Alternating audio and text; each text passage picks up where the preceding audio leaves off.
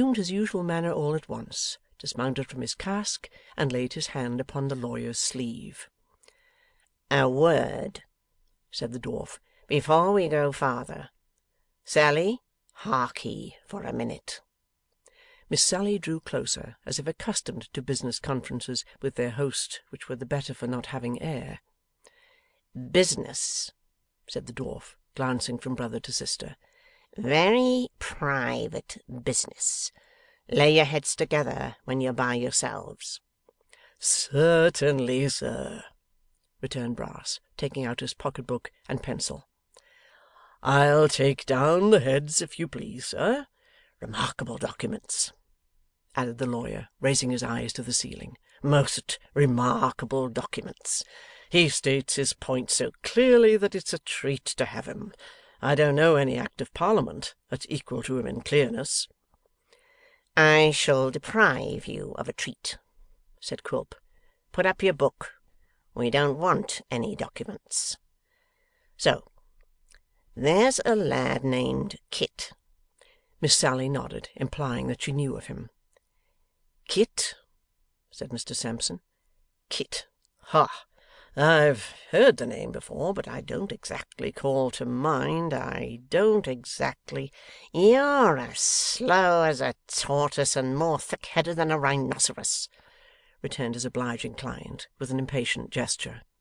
'He's extremely pleasant,' cried the obsequious Sampson. 'His acquaintance with natural history, too, is surprising. Quite a buffoon, quite.'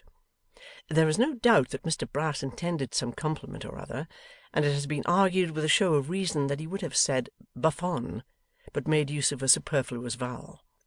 Be this as it may, Quilp gave him no time for correction, as he performed that office himself by more than tapping him on the head with the handle of his umbrella. 'Don't let's have any wrangling,' said Miss Sally, staying his hand. 'I've showed you that I know him, and that's enough.' 'She's always foremost,' said the dwarf, patting her on the back, and looking contemptuously at Sampson. 'I don't like Kit, Sally.' 'Nor I,' rejoined Miss Brass. 'Nor I,' said Sampson. 'Why, that's right,' cried Quilp. 'Half our work is done already.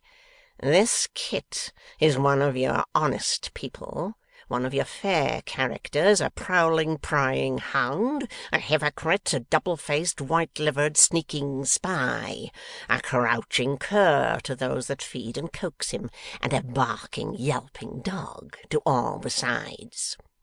'Fearfully eloquent!' cried Brass with a sneeze. 'Quite appalling!' 'Come to the point,' said Miss Sally, 'and don't talk so much.' 'Right again!' exclaimed Quilp, with another contemptuous look at Sampson. 'Always foremost.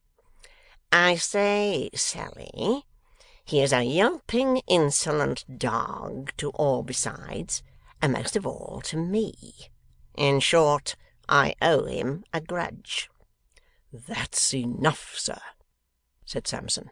'No, it's not enough, sir,' sneered Quilp. 'Will you hear me out? Besides that I owe him a grudge on that account, he thwarts me at this minute, and stands between me and an end which might otherwise prove a golden one to us all. Apart from that, I repeat that he crosses my humour, and I hate him. Now, you know the lad, and can guess the rest. Devise your means of putting him out of my way, and execute them. Shall it be done?'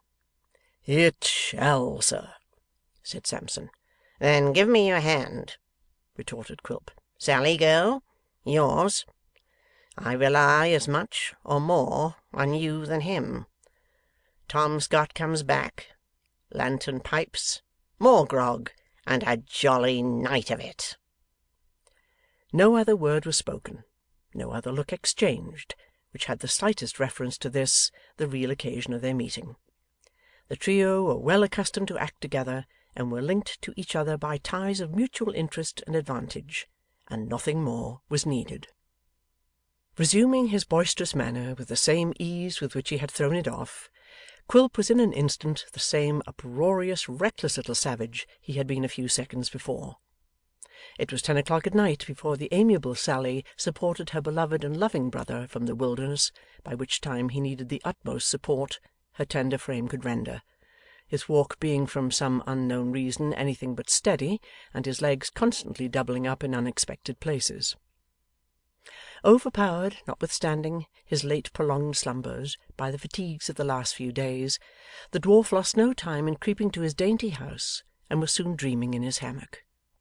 Leaving him to visions, in which perhaps the quiet figures we quitted in the old church porch were not without their share, be it our task to rejoin them as they sat and watched.